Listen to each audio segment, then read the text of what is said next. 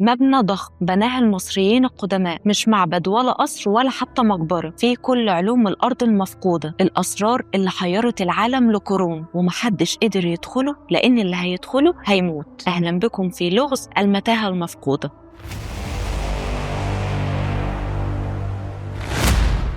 في قلب الفيوم وجنب هرم غامض لملك اسمه أمنمحات الثالث، كان فيه صرح لوحده اتكتب عنه أكتر ما اتكتب عن الأهرامات. المؤرخ الإغريقي هيرودوت لما دخل مصر شاف حاجة العقل مش قادر يستوعبها، وهي متاهة. قال إن المتاهة فيها آلاف القاعات والممرات تلف وترجعك تاني لنفس المكان، أبواب تتفتح على اللاشيء وأبواب تانية شكلها حقيقي لكن هي وهمية. وقال كمان إن المكان كان مقسوم جزئين، جزء فوق الأرض وجزء تحت الأرض، والأخطر إن الجزء السفلي ما كانش مسموح لحد إنه يدخله. قالوا إن اللي تحت مش مجرد غرف، دي أسرار وقبور مقدسة. الجغرافي سترابون وصف المكان وقال إن الممرات دي عاملة زي الفخاخ، كل باب بيختبر اللي داخله، كأن المكان نفسه كان مش عايزك توصل للنهاية. بلين الأكبر قال جملة غريبة، قال المتاهة مش مبنى، ده نظام معقد. والمكان فعلا ما كانش عادي، المتاهة كانت أكبر من هرم خوفو. انت متخيل؟ ومقسمة لقاعات لمصر العليا وقاعات لمصر السفلى، كأنها خريطة مصر بس مش على الأرض لكن على الوحي. وبعض الباحثين قالوا إن حتى اللي حافظ الخريطة ممكن يتوه،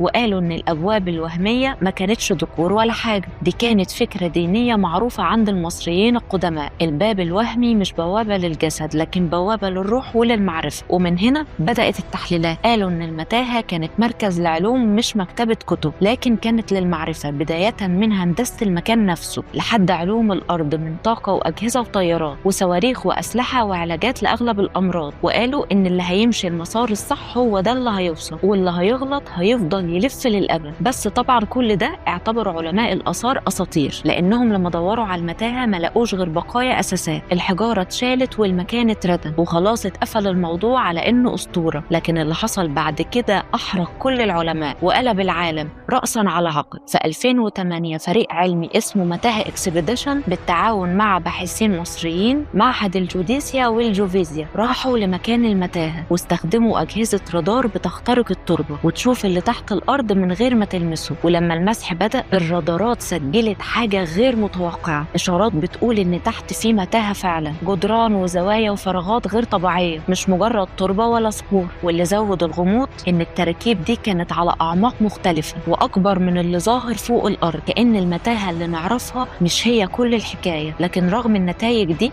ما حصلش تنقيب ولا فتح ولا نزول، والمسح اتسجل والتقارير اتكتبت، ومن بعدها المكان فضل ساكت. ومن ساعتها السؤال اللي لسه معلق، لو الأجهزة فعلا شافت مدينة مدفونة ليه ما حدش نزل يشوفها؟ وبس كده لحد النهاردة المتاهة المفقودة لسه لغز، مش مجرد أسطورة، لغز مدفون تحت رمال الفيوم، مستني بس حد يقرر يفتح أول باب. وبس كده، أنا صفا دهب ودي رحلة صفا، تابعوني.